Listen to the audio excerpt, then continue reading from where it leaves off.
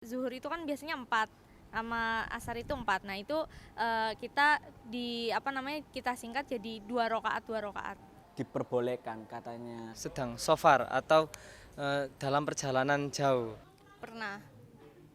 Sudah kali Mas kok Mas Sisan. Soalnya wis gak tau gawe.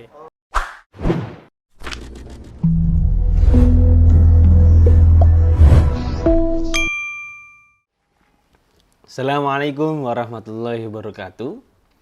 Bertemu kembali dengan saya Zaki Dausar Muhammad.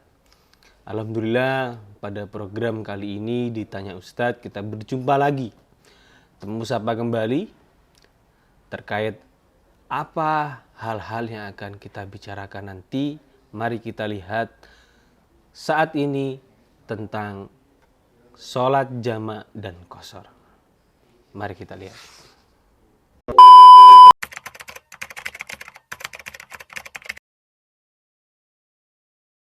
Kalau sholat jamak itu setahu saya menggabungkan sholat. Jadi kalau misalnya di perjalanan itu kan kita nggak sempat sholat zuhur, nah nanti kita rapel di sholat asarnya gitu. Terus kalau misalnya qashar itu menyingkat. Jadi kalau misalnya zuhur itu kan biasanya 4 sama asar itu 4. Nah, itu kita singkat jadi 2 rakaat gitu.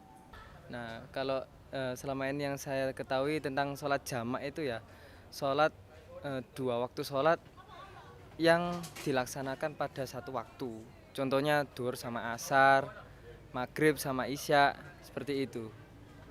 Setahu saya sholat jamak dan qashar itu jamak itu kan digabung menjadi satu, seperti misalkan zuhur sama asar digabung jadi satu. Tapi kalau qashar itu dipersingkat, yang tadinya 4 rakaat menjadi 2 rakaat. Alhamdulillah. Seperti itu.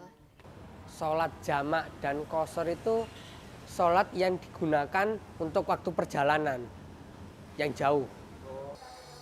Jadi kalau nggak perjalanan nggak Dalam boleh sih. katanya. Soalnya saya barusan tahu tentang sholat jamak dan qashar itu saat perjalanan menuju Malang, dan itu saya dipimpin oleh teman saya gitu. Setahu saya kalau sholat jamak itu menggabungkan sholat, kalau sholat qashar itu meringkas sholat. Itu sholat yang untuk meringankan kita saat perjalanan. Jadi kalau perjalanan kita jauh, itu sholatnya bisa dijamak di satu waktu.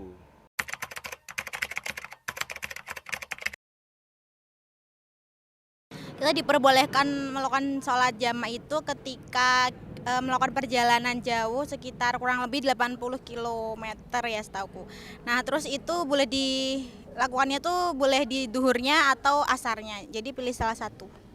Kalau menurut saya selama ini sholat jamak itu hanya boleh dilakukan oleh orang yang sedang safar atau dalam perjalanan jauh. Jadi ketika orang yang melaksanakan perjalanan itu boleh melakukan jamak seperti itu. Seseorang boleh melakukan sholat jamak qashar itu ketika melakukan perjalanan yang jauh. Ada minimalnya, tapi saya agak lupa minimal berapa kilometer seperti itu melakukan perjalanan. Tergantung syarat-syaratnya ya. Intinya itu kalau misalkan kita keluar kota dengan kereta itu sangat jauh gitu, ya misal antara Surabaya ke Jakarta gitu, itu masih boleh dengan sholat jamak dan qashar. Alhamdulillah. Itu kayak melebihi 90 km. Itu diperbolehkan katanya, yang saya dengar di Katanya Ustadz. siapa? Diperbolehkannya itu kalau lagi bepergian jauh sekitar 48 mil. 48. Saat perjalanannya itu lebih dari 80 km.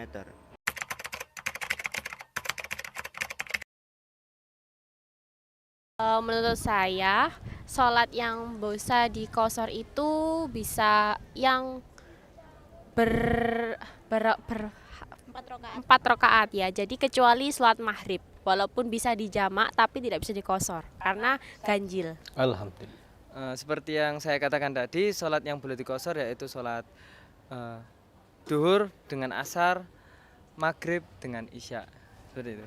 Atau sebaliknya. Sholat yang bisa dikosor, zuhur, asar, sama isya. Sholat zuhur, asar, asar maghrib, maghrib dan isya. Asar Subuh nggak maghrib boleh bisa dijama, luar Yang bisa biasa. dikosor itu Kayaknya ahlul jama ya orang ini. maghrib, isya. Subuh nggak bisa.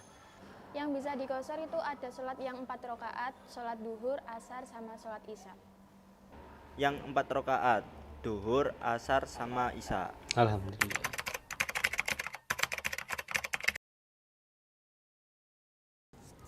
Pernah. Pernah. Pernah. Oh, pernah. Ya. Pernah. Pernah. Pernah.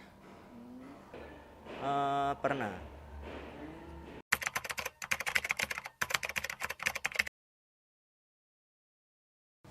Sholli fardhu duhri khosron majmu'an bil asri rokataini mustaqbilal kibalati ada alillahi ta'ala.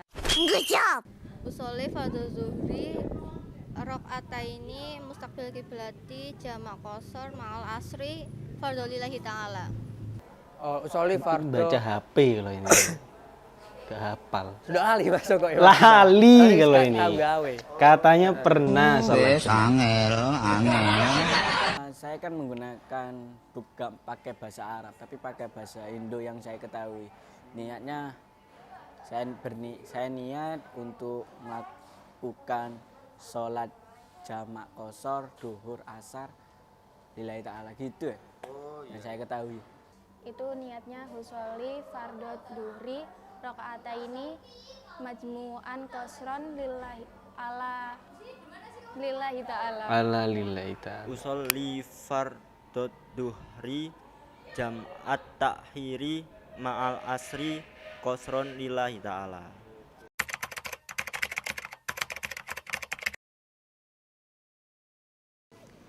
Perbedaannya itu kalau menurut saya ya sholat jamak sama sholat biasa, karena kita kan istilahnya kan ketika kita musafir kita tuh diberi keringanan untuk bisa meringkas istilahnya gitu. Peringkas yang pertamanya dulu kita itu sholatnya itu 4 rakaat, kita diringkas jadi 2 rakaat gitu. Kita juga diberi kelebihan juga sih ya, karena kita bisa meringkas kita bisa meropel, nggak harus menunggu waktunya. Semisal kita biasanya tuh harus sholat ketika adzan tiba, kita bisa melakukan sholat misalnya duhur sama asar, kita bisa melakukan sholatnya tuh di waktu duhurnya atau di waktu asarnya. Iya.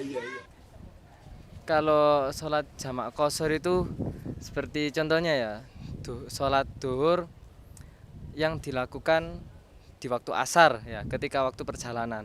Jadi niatnya seperti ini. Sholli fardhu duhri qasron majmu'an ilaihi asri. Kalau duhur dilaksanakan asar. Oh, kebalik. Sholli fardhu duhri qasron majmu'an ila asri. Ya, rakaat ini kalau sholat asar, sholli fardhu asri qasron majmu'an ilaihi duhri. Seperti itu kalau kalau dilakukan waktu asar. Kalau sebaliknya ila sama ilaihinya aja dibalik seperti itu kalau sepengetahuan saya ya Mas. Perbedaan kalau sholat biasa ya dilakukan biasa, kayak misalkan waktu zuhur dilakukan pada saat zuhur dan laksanaannya juga 4 rakaat seperti itu. Tapi kalau jamak itu kan berarti kan digabung antara zuhur dan asar, dan jika qasar itu berarti lebih dipersingkat. Yang tadinya aslinya 4 menjadi 2 rakaat seperti itu. Kalau biasanya itu misal ya sholat zuhur sama maghrib itu di jamak qasar gitu ya, itu cukup hanya 2 rakaat untuk sholat zuhur dan 2 rakaat juga untuk asar gitu sih. Sangat beda sih. Kalau qasar kita itu, saya ke qasar dulu. Kalau qasar itu mempersingkat rakaatnya dari duhur yang awalnya 4 menjadi 2. Itu sholat qasar. Kalau jamak itu kan digabungkan dari sholat duhur, asar itu digabungkan menjadi satu, pas ada istilah jamak qasar. Nah, duanya coba digabung dan dipersingkat itu Mas. Untuk semisal sholat jamak qasar antara duhur sama asar, itu kalau kita sholatnya di awal waktu itu dinamakan sholat jamak takdim. Sedangkan kalau semisal dikerjakan di sholat asar itu dinamakan jamak takhir. Alhamdulillah. Yang pertama itu niatnya kayak tadi. Terus 2 rakaat itu semisal kita jamak takdim. Jamak takdim itu berarti yang didahulukan adalah sholat duhur. Sholat duhurnya dulu 2 rakaat, terus salam, terus habis itu berdiri lagi niat sholat asar untuk menjamaknya di awal waktu di duhur tadi sama 2 rakaat. Alhamdulillah. Tentang jamak dan qashar. Ini merupakan hal untuk anak-anak muda yang paling penting. Karena banyak di antara kita, di antara anak-anak muda sekarang ini yang menimba ilmu bukan di tempatnya mas sendiri-sendiri, bahkan sampai keluar kota, keluar provinsi, sampai keluar negara dan lain-lain sebagainya. Tapi yang harus kita ketahui adalah bahwasannya jamak maupun qashar ini merupakan ketentuan dari Allah sebagai keringanan kita dalam menjalankan kegiatan yang kita jalani. Wa idza darabatum fil ardi falaisa 'alaikum junahun an taqsuru minas shalah. Intinya adalah apabila kita dalam perjalanan, apabila kita dalam keadaan musafir atau safir, kita dibolehkan, kita tidak berdosa ketika kita mengqashar atau memperpendek rakaat sholat. Maka yang harus kita ketahui adalah apa sih sebenarnya syarat-syarat untuk qashar itu apa? Yang kita ketahui adalah yang pertama seperti kita harus tahu tujuannya kemana. Dalam konteks tujuannya harus mubah. Mubah itu dibolehkan, bukan dalam perjalanan kemaksiatan. Yang kedua itu minimal adalah lebih dari 82 km.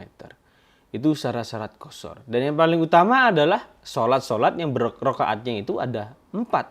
Bukan 3, bukan 2. Itu syarat mutlak kita mengadakan sholat qashar. Tentang jamak. Jamak juga sebuah keringanan yang diberikan oleh Allah kepada kita, yaitu dengan melakukan sholat pada 2 sholat pada 1 waktu. Ada 2 jamak di sini. Pertama jamak takdim, kedua jamak takhir. Jamak takdim dinamakan jamak takdim itu ketika kita menaruh sholat duhur dan asar di waktu sholat duhur.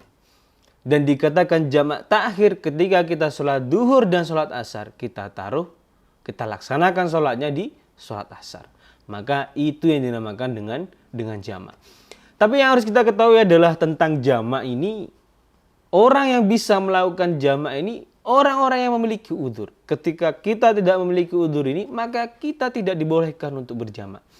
Yang pertama yaitu ketika kita dalam perjalanan. Ketika kita dalam musafir, dalam perjalanan yang jauh lebih dari 82 km, kita dibolehkan untuk berjamak. Yang dua itu hujan. Ketika waktu hujan yang luar biasa lebat, kita dibolehkan berjamak, tapi hanya jamak takdim.